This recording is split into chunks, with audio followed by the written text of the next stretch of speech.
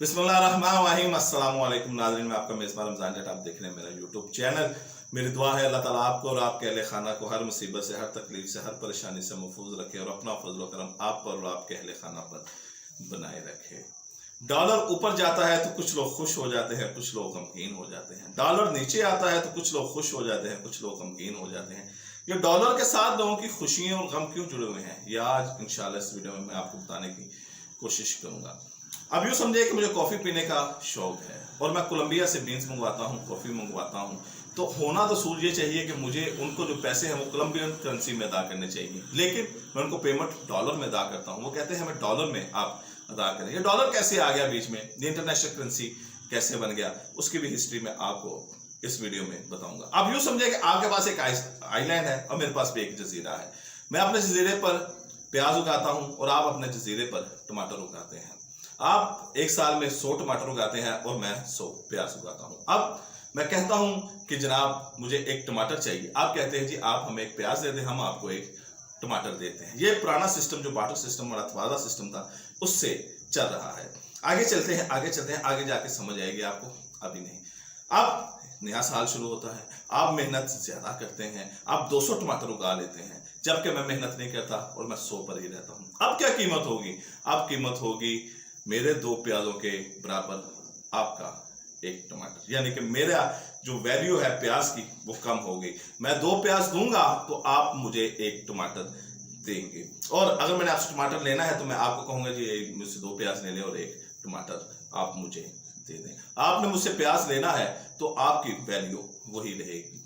अब आप निजिद्दत से अपने जो आइलैंड को, अपने जजीरे को आगे तरक्की की तरफ जाने की कोशिश करते हैं। वहां पर पिज्जा बनाना शुरू कर देते हैं, टमाटोस के साथ टमाटो का पिज्जा बनाना शुरू कर देते हैं। कोई स्याह वहां से गुजरता है, कोई मुसाफिर वहां से गुजरता है, कोई बिजनेसमैन वहां से गुजरता है, वो देखता है कि मेरे जजीरे पर तो सिर्फ प्याज ही है जबकि साथ वाले जजीरे पर पिज्जा मिल रहा है, तो वो नेचुरली कुदरती तौर पर आपके पास जाएगा, पिज्जा खाएगा। आप उसे कहते हैं कि हमारे यहाँ सिर्फ टमाटो करेंसी चलती है, तो वो पहले टमाटो खरीदेगा, उसके पास जितनी उसके पास होगी वैल्यू होगी उसके मुताबिक आप उसको टमाटर देंगे। वो लेकर पिज्जा शॉप में जाएगा और वहां से उसके मुताबिक एक टमाटर देगा कि इसके मुताबिक मुझे आप एक पिज्जा दे दें। फिर वो वापस जाएगा, लोगों को बताएगा कि एक ऐसा जजीरा है जहाँ पर पिज्जा मिलता है। अब लोगों में तजस्सुस पैदा होगा, वो भी वहां पर जाने की कोशिश करेंगे, लेकिन ये शख्स उनको बताएगा कि वो सिर्फ टमाटो करेंसी में ही कारोबार करते हैं। तो वो शख्स कहेंगे वह पता नहीं वहां पर क्या सूरत हाल होती है, क्या सूरत नहीं, तो हम यहीं से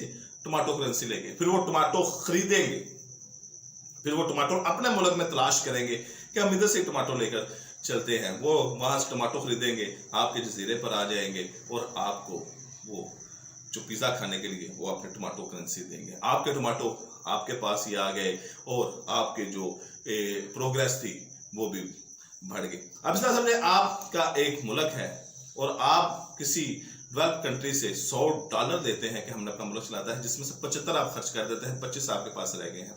अब आपने 100 वापस करने हैं, $100 आपने वापस करने हैं, तो आप क्या करेंगे? आप अपने मुल्क की करेंसी को छापेंगे, जिसके लिए स्टेट बैंक की जरूरत होती है। तो वो करेंसी छपेगी तो आपकी करेंसी भी वैल्यू हो जाएगी, आपकी करेंसी नीचे आ जाएगी। अब आपको 100 की बजाय 225 उनको देने पड़ते हैं या 200 उनको देने पड़ते हैं, क्योंकि आपकी उस 100 के मुकाबले में आपकी करेंसी की वैल्यू कम हो गई। यह शुरू से ऐसा नहीं था, शुरू से सोने में भी ये कारोबार होता रहा, व्यापार होता रहा। पहली जंग अज़ीम के बाद बड़ा नुकसान हुआ, दूसरी आलमी जंग अज़ीम के बाद बड़ा नुकसान हुआ, और दूसरी आलमी जंग अज़ीम के बाद ये जो ममालिक थे जो आपस में लड़ रहे थे, बल्कि पूरी दुनिया के लोग ये इकट्ठे होकर बैठे और उन्होंने कहा कि यार अब मुल्क और पूरी दुनिया झटका बर्दाश्त नहीं कर सकेगी। इकोनॉमी तौर पर हम तबाह हो चुके हैं, पूरी दुनिया तबाह हो चुकी है, लाखों लोगों के साथ नुकसान हो चुका है, जो माशरत का नुकसान हुआ, इकोनॉमी का नुकसान हुआ, उसका तो अंदाजा ही नहीं है। तो आए इकोनॉमी को अपने पांव पर खड़ा करते हैं। इसके लिए अमेरिका की रियासत न्यू हैम्पशायर में 1944 में ये जो था 44 ममालिक के 730 नुमाइंदे वहां पर इकट्ठे हुए।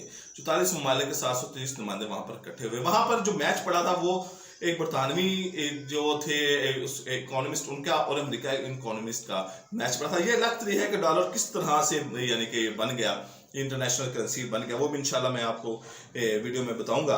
अब हुआ क्या, यहाँ पर उन्होंने फैसला किया कि जो डॉलर है इसको सोने के साथ मुंसलिक कर दिया जाए। ठीक है, डॉलर अब उसके बाद असला बिकना शुरू हुआ या फैक्ट्री लगनी शुरू हुई या पुर्जे बिकने शुरू हुए, कारोबार शुरू, तो वो डॉलर जो था वो सोने के साथ मुंसलिक हो गया। 1970 में रिचर्ड निक्सन ने डॉलर को सोने से अलग कर दिया कि अब डॉलर और सोना अलग अलग दो चीजें हैं। IMF और वर्ल्ड बैंक भी इसी जो ये इजलास हुआ था 1944 ममालिक, जिसमें 730 नुमाइंदे थे अमेरिका की रियासत न्यू कश्मीर में, इसी में IMF और वर्ल्ड बैंक का भी अनकात वजूद में आया था। इससे जब हम पुराने दौर में जाते हैं तो कोई तबादला सिस्टम, मिट्टी के सिक्के, सोने के सिक्के, तांबे के सिक्के, चांदी के सिक्के, इस तरह के चलते रहे हैं। अब ये जो बरामदात और दरामदात हैं, इसमें अगर हम देखें तो इसमें हमें डॉलर का क्या फायदा होता है कि अगर डॉलर बढ़ता है तो हमारे जो लेबर है यहाँ पर, उनको वो लोग जो डेवलप कंट्री जहाँ पर डॉलर चलता है वो अप्रोच करते हैं, वो क्योंकि वहाँ पे जो उनका $100 में काम हो रहा है वो यहाँ पर $5 में काम होता है। अगर कोई IT का बंदा उनसे $2 लाख ले रहा है तो यहाँ पर बैठा आदमी जो पाकिस्तान में आदमी है या जहाँ पर डॉलर की वैल्यू ज्यादा है, यानी कि वहाँ पे 225 का डॉलर, हमारे यहाँ 225 का डॉलर है, उनका $1 है, वो 50,000 में काम कर देता है, तो लेबर को फायदा होता है। लेकिन जब डॉलर कम होता है तो हमारे एक्सपोर्ट में हो जाता है, हम बाहर से एक्सपोर्ट करते हैं तो उसके लिए हमें उसमें आसानी हो जाती है। यानी कि अब हम एक्सपोर्ट करने जाएंगे तो डॉलर अगर 200 का है तो हमें ज्यादा कीमत अदा करनी पड़ेगी। अगर 150 का हो जाता है, 100 का हो जाता है, जाहिर बात हमें कीमत कम अदा करनी पड़ी थी। जितनी सूरत हाल सी जंगों के बाद डॉलर बढ़ता रहा। शुरू में ये डॉलर की कीमत 1948 से 1954 तक ₹3.31 ₹1 के बराबर रही, लेकिन अब आस्ता डॉलर यानी कि चला गया। इसमें सरमायादार भी इन्वॉल्व हो गए, डॉलर कुछ लोग खरीद भी लेते हैं, जिससे भी एक बुरहान पैदा हो जाता है और डॉलर बढ़ता है तो उसको बेच देते हैं। मुझे अगली वीडियो तक इजाजत दें। अल्लाह हाफिज।